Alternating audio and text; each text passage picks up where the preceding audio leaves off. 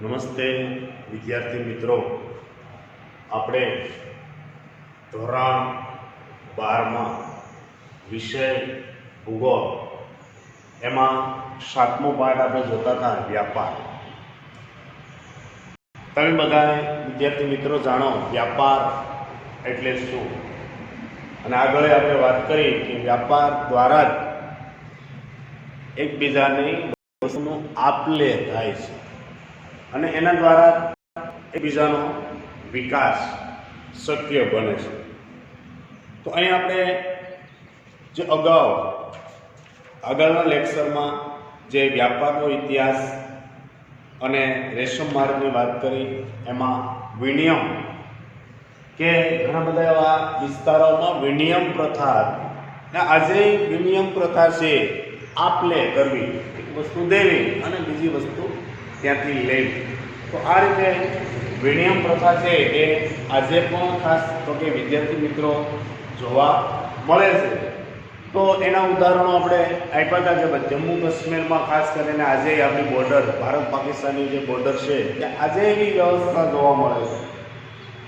તો આ રીતે આપણે કે એ સિવાય તો ખાસ જે અમુક એવા વિસ્તારો છે એમાં પણ આવી રીતે વિનિયમ પ્રથા જોવા મળે. હવે જોવાનું છે વ્યાપારની જરૂરિયાત, કે ભાઈ વ્યાપારની જરૂરિયાત શા માટે, એમ કે કોઈ પણ દેશની સેવાઓ અને ચીજવસ્તુઓની જરૂરિયાતમાંથી વ્યાપાર ઉદ્ભવે છે. વસ્તુની જે સેવાઓ કે એની જરૂરિયાત એમાંથી ખાસ તો કે વ્યાપાર છે એ ઉદ્ભવે છે. કારણ કે વસ્તુ જો ન મળતી હોય તો જ વ્યાપાર ઉદ્ભવે છે. વસ્તુ પ્રાપ્ત થતી હોય તો આપણે કોઈ વ્યાપારની જરૂર પડતી નથી. કોઈ વસ્તુ છે એ પ્રાપ્ત થતી હોય તો આપણે કોઈ વ્યાપારની જરૂર છે એ પડતી નથી. એટલે વ્યાપારનું અસ્તિત્વ તો કે ઉત્પાદનના એક વિશિષ્ટકરણ ઉપર અવલંબે છે.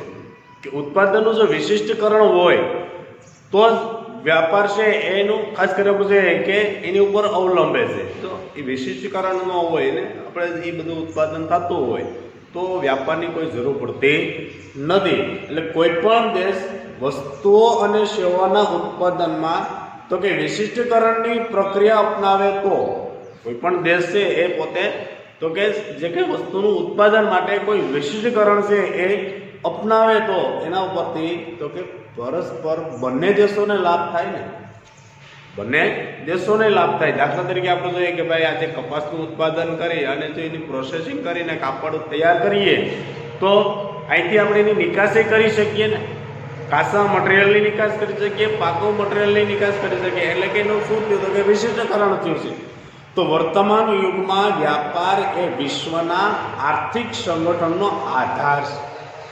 વ્યાપાર છે એ તો કે વિશ્વના આર્થિક સંગઠન. આનું શું થાય તો કે ભાઈ આર્થિક સંગઠન થાય છે. શું થાય છે તો કે એકબીજાનો આર્થિક સંગઠન થાય છે. કારણ કે એકબીજાનો વિકાસ થાય, આર્થિક રીતે સંગઠન થાય, એકબીજાનો સહકાર, એકબીજાને અવલંબે કે એના દ્વારા એક સંગઠનની છે ખાસ કરીને ભાવના છે એ ઊભી થાય છે. એટલે જ કીધું છે અહીંયા કે કોઈ પણ દેશની આર્થિક સ્થિતિનો આધાર મહદઅંશે તો કે એ દેશના વિકાસ માટેનું ચાલક બળ ગણવામાં આવે છે. કોઈ પણ દેશનો આધાર છે એ ખાસ કરવું છે કે આર્થિક સ્થિતિનો આધાર. કેવી સ્થિતિ તો કે જે આર્થિક સ્થિતિ છે એ આર્થિક સ્થિતિનો આધાર છે મહદઅંશે તો કે એ દેશના વિકાસ માટેનું ચાલક બળ છે. કારણ કે એકબીજાનો ખાસ કરીને વિકાસ કરવા માટે તો કે વસ્તુનું ઉત્પાદન થવું જોઈએ અને વસ્તુનું ઉત્પાદન સાથે તો કે વ્યાપાર શું થવો જોઈએ, વ્યાપાર થવો જોઈએ. વ્યાપાર થાય તો જ અહીંયા એકબીજા છે એ વિકાસ કરી શકે. એટલે આર્થિક વિકાસની દ્રષ્ટિએ આયાત અને નિકાસ બંનેનું મહત્વ છે.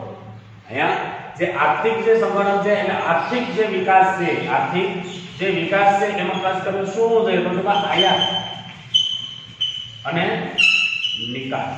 આ બે હોવું જોઈએ, આયાત અને નિકાસ. કારણ કે આયાત અને નિકાસ, આયાત એ થવી જોઈએ, નિકાસ એ થવી જોઈએ. આયાત કરતા નિકાસ વધારે થવી જોઈએ.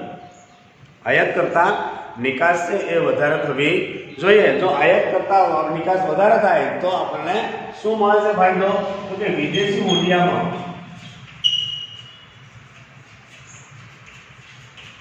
આપણને વિદેશી ઊંડિયામણ છે એ પ્રાપ્ત થાય. શું પ્રાપ્ત થાય છે? તો કે વિદેશી ઊંડિયામણ છે એ આપણને પ્રાપ્ત થાય, કારણ કે આયાત છે એના કરતાં નિકાસ વધારે થાય. આપણા દેશમાંથી આપણે એને નિકાસ કરીએ તો અહીંયા ખાસ કરીને વિદેશી ઊંડિયામણ છે એ વધારે પ્રાપ્ત થાય. એટલે જ કીધું છે અહીંયા કે ખાસ તો કે આયાત અને નિકાસ બંનેનું મહત્વ અને જરૂરી કાચો માલ છે, કોઈ ટેકનિકલ છે જાણકારી, ઉપકરણો છે, યંત્ર સામગ્રી વગેરેની આપણે આયાત કરવામાં આવે. આ બધી વસ્તુને શું કરવામાં આવે? તો કે આપણે બીજા રાષ્ટ્રમાંથી આયાત કરવામાં આવે. જ્યારે આયાતનો ઉપયોગ કરી નવનિર્મિત જે ચીજ વસ્તુઓ અને સેવાઓનો નિકાસ કરવામાં આવે છે. કે ભાઈ આપણે આયાત કરીએ, કાચી વસ્તુને આયાત કરી અને ફરી વખત અહીંયા તૈયાર કરી માલ, અને અહીંથી ધીરે ધીરે માલ છે એ પાછો જે ખાસ કરીને વિશિષ્ટકરણ કરી અને એ રીતે યંત્ર સામગ્રી, કોઈ ટેકનિકલ ઉપકરણો છે એને આપણે અહીંથી શું કરીએ તો કે નિકાસ કરવામાં. આમ આ દેશોના વિકાસમાં તો કે આયાત અને નિકાસ છે આ બંનેનું મહત્વ છે. આયાત અને નિકાસ છે આ બંનેનું મહત્વ છે એ કહેવામાં આવે છે. હવે જોઈએ ભારતના વિદેશ વ્યાપારની દિશા.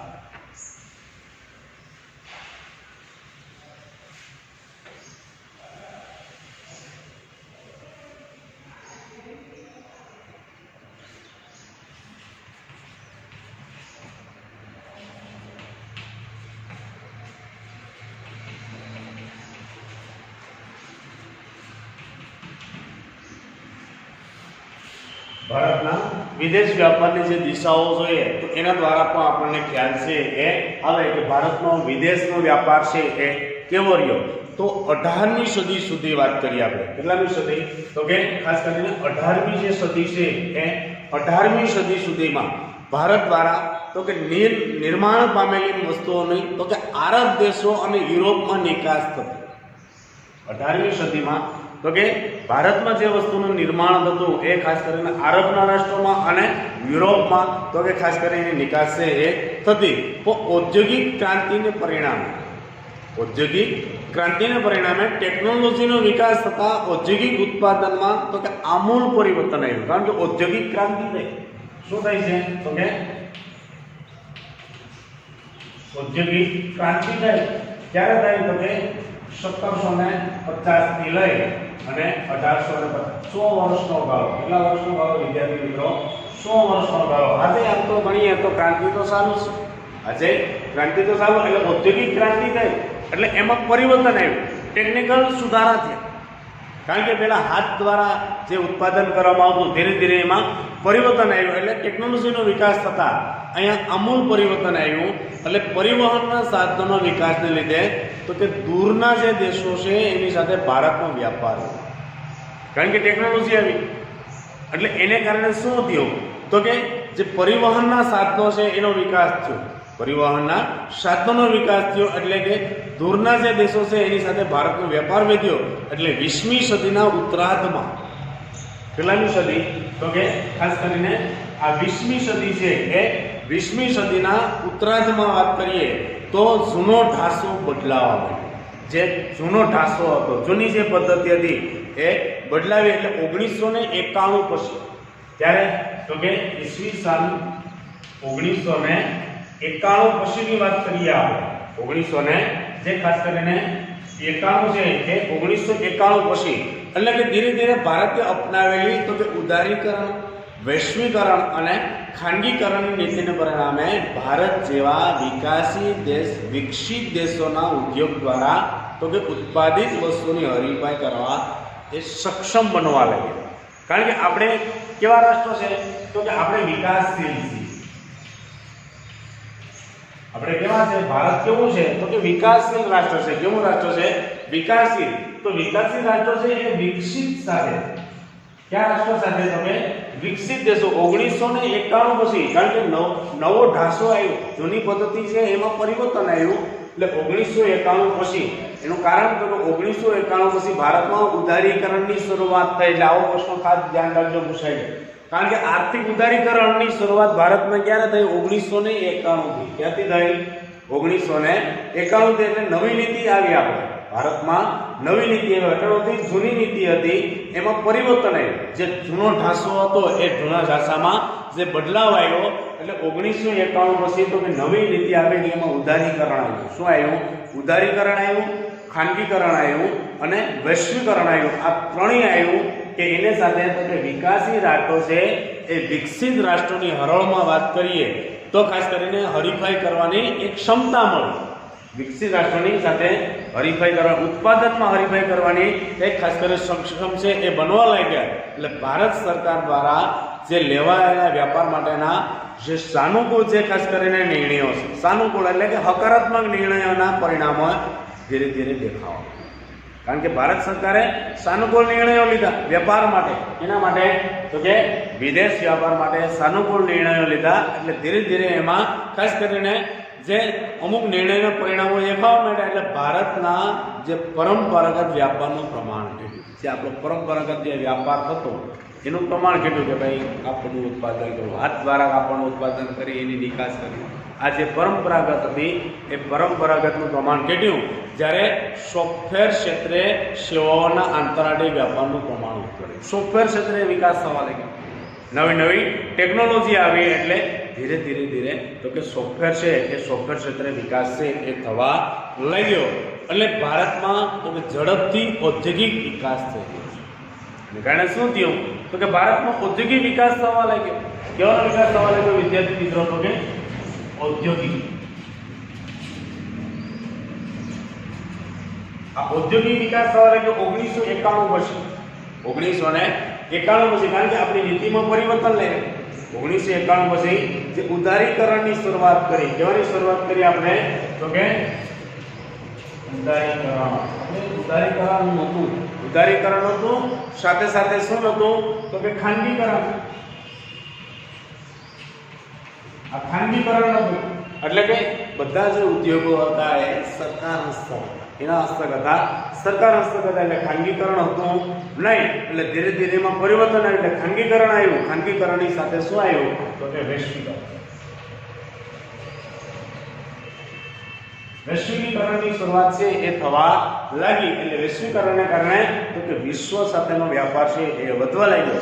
એને કારણે તો કે ભારતમાં ઔદ્યોગિક વિકાસ છે એ ઝડપથી થઈ રહ્યો છે. અને આમ જુદા જુદા સમયગાળામાં વ્યાપારની દિશા છે એ બદલાતી ગઈ છે. આમ જુદા જુદા ગાળામાં તો કે આપણો જે વ્યાપાર છે એ વ્યાપારની દિશાઓ છે એ ધીરે ધીરે તો કે બદલાવા લાગી છે. હવે જે ભારતના વિદેશ વ્યાપારની બદલાતી તરફ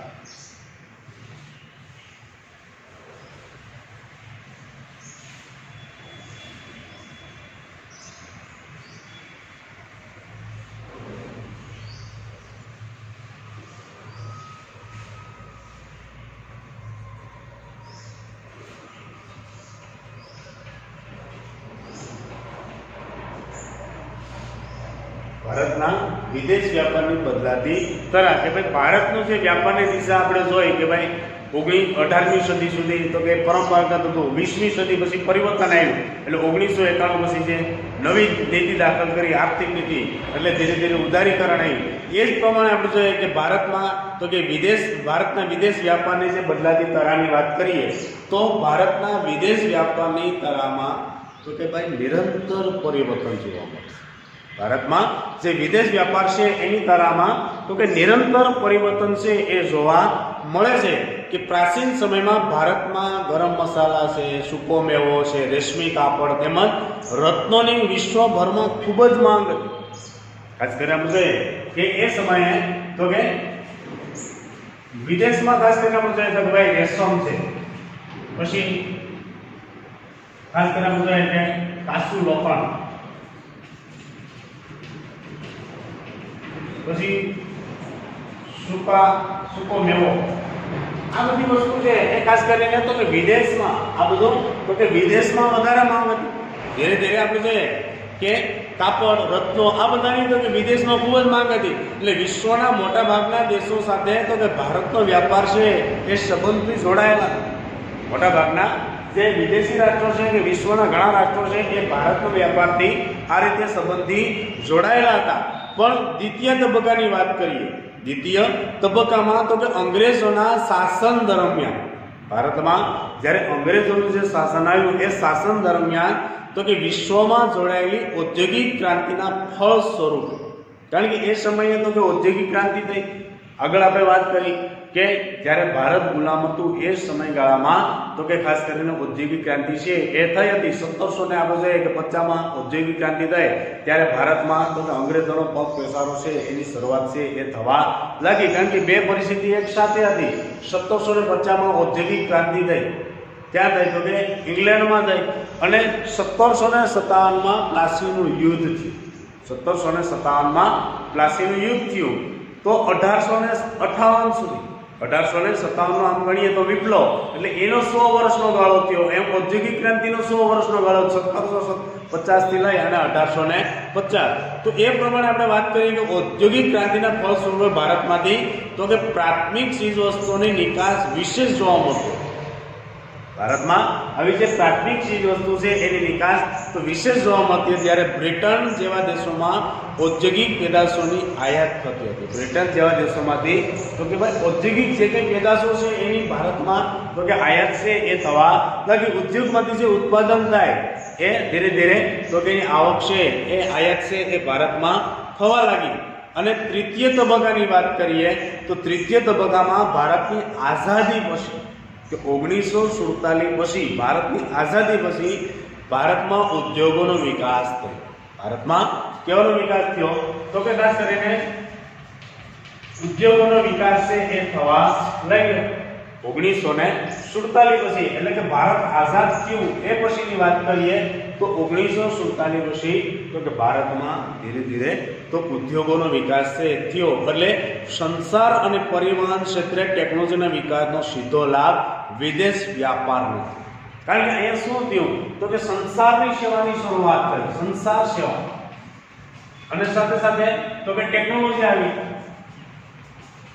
શું આવી છે અહીંયા તો કે ટેકનોલોજી આવી. સંચાર સેવાની સાથે તો કે ટેકનોલોજી આવી. એટલે ટેકનોલોજીને કારણે શું થયું તો કે પ્રાથમિક ચીજવસ્તુઓ આપણે જોઈએ કે એમાંથી ધીરે ધીરે પરિવર્તન આવ્યું.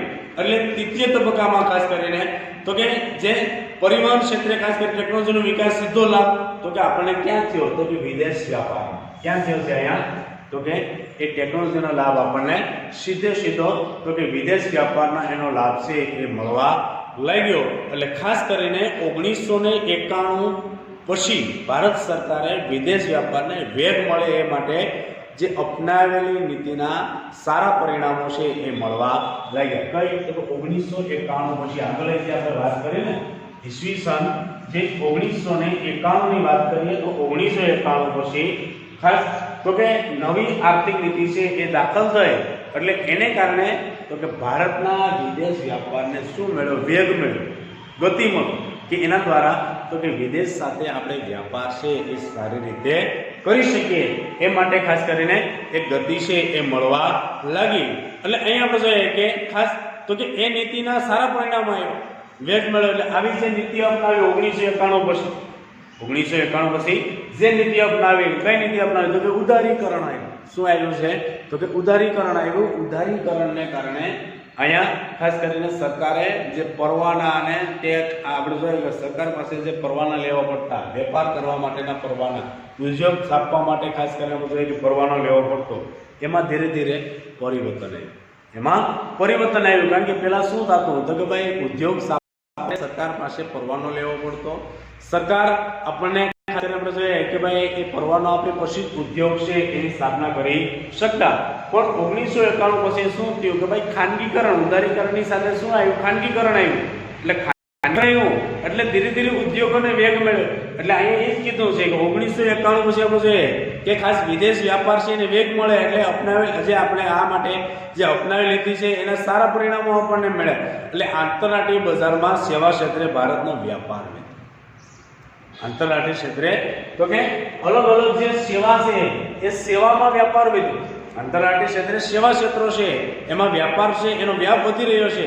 અને એમાંય ખાસ કરીને તો કે સોફ્ટવેર ક્ષેત્રે એની માંગ વધુ છે. કયા ક્ષેત્રે તો કે ખાસ કરીને આપણે તો કે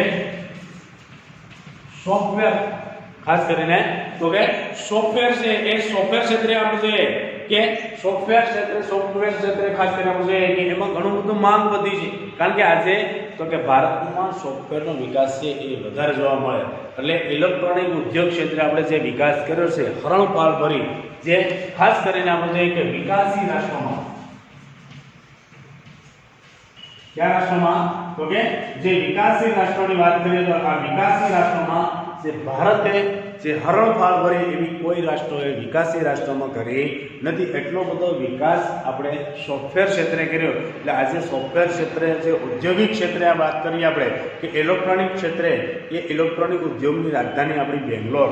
એ સિવાય ઘણા બધા એવા પ્રદેશો છે આજે કે જ્યાં અમુક એવા બારીક જે સોફ્ટવેર છે એનું નિર્માણ છે એ કરવામાં આવે. તો આ રીતે વિદ્યાર્થી મિત્રો 1991 પછી ભારતમાં જે વ્યાપારની જે ખાસ કરીને છે કે વિદેશ વ્યાપારની અને ભારતની જે વ્યાપારની દિશાઓ છે આ રીતે બદલાવા લાગી. અહીં સુધી રાખીએ. નેક્સ્ટ વિડીયોમાં આપણે મળશું ત્યારે આગળ વાત કરશું. ઓકે.